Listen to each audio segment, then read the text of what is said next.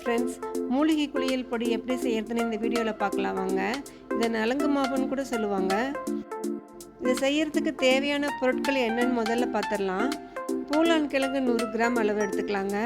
உலர்ந்த ரோஜா இதழ் 100 gram, ஆவாரம்பூ 100 gram, மகிழம்பூ 100 gram, கோரக்கிழங்கு 100 gram, கஸ்தூரி மஞ்சள் 100 கிராம், பாசி பயிர் ஒரு 1/2 கிலோ அளவு எடுத்துக்கலாங்க. வெட்டிவேர் ஒரு 25 கிராம், கார்போக அரிசி ஒரு 100 கிராம் எடுத்துக்கலாங்க. வேப்பிலையை வீடியோவில் காமிக்கலைங்க. வேப்பிலையை நல்லா காய வச்சு 100 கிராம் அளவு சேர்த்திக்கங்க. அது ஸ்கின்னுக்கு ரொம்ப நல்லது.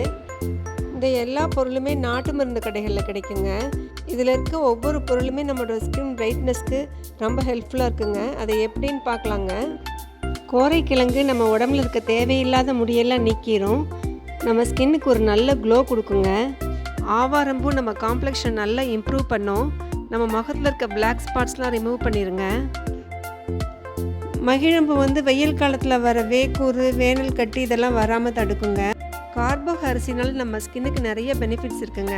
நம்ம ஸ்கின்னில் இருக்க ஒயிட் ஸ்பாட்ஸாக ரிமூவ் பண்ணுங்கள். நம்ம உடம்புல பேட் ஸ்மெல் வராமல் பார்த்துக்குங்க. நம்ம ஸ்கின் டோனை ஈவனாக மெயின்டைன் பண்ணுறதுக்கு ஹெல்ப் பண்ணுங்கள்.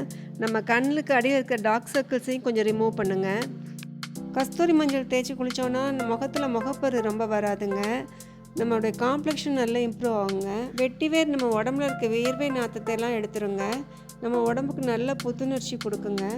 பாசி பயிர் நம்ம முகத்தில் இருக்க சுருக்கத்தெல்லாம் எடுத்துரும். நம்ம முகத்துக்கு ஒரு நல்ல பொழிவு கொடுக்குங்க. வேப்பிலை ஸ்கின்ல ரேஷஸ் வராமல் பார்த்துக்குங்க. நான் இப்போ கொடுத்துருக்குற அளவுப்படி இந்த பொடி ஒரு 4 பேர்த்துக்கு ஒரு 3 மாதத்துக்கு வருங்க. எல்லா பொருளையுமே 2-3 நாளைக்கு வெயிலில் இந்த மாதிரி நல்லா காய வைக்கணுங்க. நல்லா காஞ்சதுக்கப்புறம் மிஷினில் கொடுத்து அரைச்சிக்கலாங்க. அரைக்கிறப்போ ஒரு 25 கிராம் அளவுக்கு வசம்பு கூட சேர்த்து அரைச்சிக்கலாங்க. அப்போ தான் வண்டு விழுகாமல் இருக்குங்க. இப்போ நமக்கு குளியல் பொடி ரெடி ஆயிடுச்சுங்க.